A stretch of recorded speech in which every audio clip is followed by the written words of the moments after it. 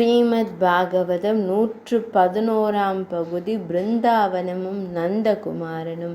பிருந்தாவன பிரதேசம் அதி அற்புதமாக இருந்தது. கோவர்தன மலையும் அதை சுற்றி ஓடும் யமுனை நதியும் வெண்மணற் பாங்கான பிரதேசமும் மனதை ஈர்த்தது.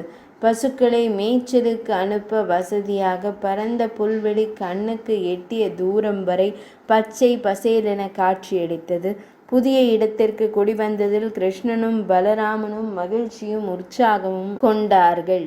நதி மணல் கரையில் சிறுவர்களுடன் ஒருவரை ஒருவர் துரத்தி பிடித்து விளையாடுவதும், கன்றுகளை மேய்ச்சலுக்கு ஓட்டிச் செல்வதும், புல்லாங்குழல் இசைப்பதும், மாடு கன்றுகளைப் போல குரல் எழுப்புவதுமாக பொழுது போக்கினார்கள்.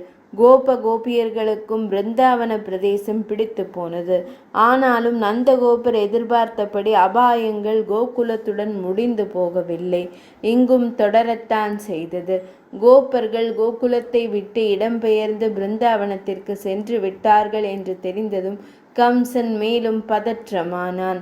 தன் கைகளில் படாமல் அவர்கள் வேறெங்காவது சென்று ஒளிந்து கொள்ளும் முன்பாக கண்ணனை கொன்றுவிட துடித்தான்.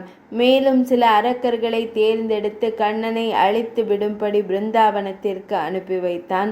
வத்சாசுரன், பகாசுரன், அகாசுரன் என்ற அரக்கர்கள் பலரும் பொறியில் சிக்கிக்கொள்ள விரையும் எலியைப் போல பிருந்தாவனத்தை நோக்கி விரைந்தார்கள். வத்சாசுரன் பிருந்தாவனத்திற்கு வந்த சமயம் சிறுவர்கள் எல்லோரும் கன்றுகளை மேய்ச்சலுக்கு அழைத்து சென்று கொண்டிருந்தார்கள்.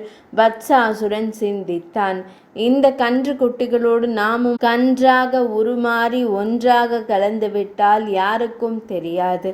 சமயம் பார்த்து கிருஷ்ணனை கொன்று விடலாம் என்று திட்டமிட்டான். அதன்படியே கன்றாக உருமாறி கலந்து விட்டான். உலகத்தில் ஒவ்வொரு அசைவும் தெரிந்த பரமாத்மாவிற்கு இது தெரியாதா என்ன? பகவான் ஸ்ரீ கிருஷ்ணர் வத்சாசுர கன்றை கண்காணித்து கொண்டே வந்தார். அப்போது எல்லோரும் ஒரு விழா மரத்தின் அடியில் வந்து சேர்ந்திருந்தனர்.